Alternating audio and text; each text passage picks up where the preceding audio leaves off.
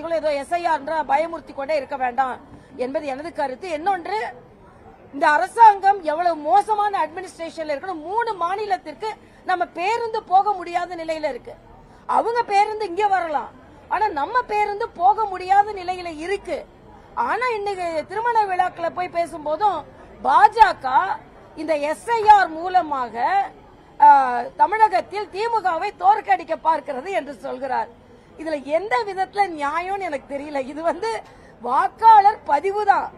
ஏதோ இப்ப ஓட்டு போட்டு எண்ண போறது மாதிரி பேசிக்கிட்டு இருந்தா, அதனால ஏன் இந்த பயம் முதலமைச்சருக்கு வருகிறது என்றால், முறைகேடாக நீங்கள் வாக்குகளை சேகரித்து வைத்திருக்கிறீர்கள். நான் அதிகாரப்பூர்வமா சொல்றேன், இதே தென் சென்னையில எங்களுக்கு ஆதாரபூர்வமான வாக்குகள் நீக்கப்பட்டு போலி வாக்காளர்கள் சேர்க்கப்பட்டிருந்தார்கள். ஆக இன்னைக்கு அந்த போலி வாக்காளர்கள் நீக்கப்பட்டுட்டா நாம என்ன செய்யறது அப்படின்ற பயத்துல முதலமைச்சர் இருக்கிறார், அவர்கள் கூட்டணி கட்சிகள் இருக்கிறார்கள். அதனால் இது ஒரு நேர்மையான பட்டியல் திருத்தம். இந்த நேர்மையான பட்டியல் திருத்தத்திற்கு எல்லோரும் ஒத்துழைப்பு கொடுக்க வேண்டும். இதுல பாஜகவிற்கு எந்த சங்கடமும் இல்ல. எல்லாற்றை விட அன்பு சகோதரர் யாரு? ராகுல் காந்தி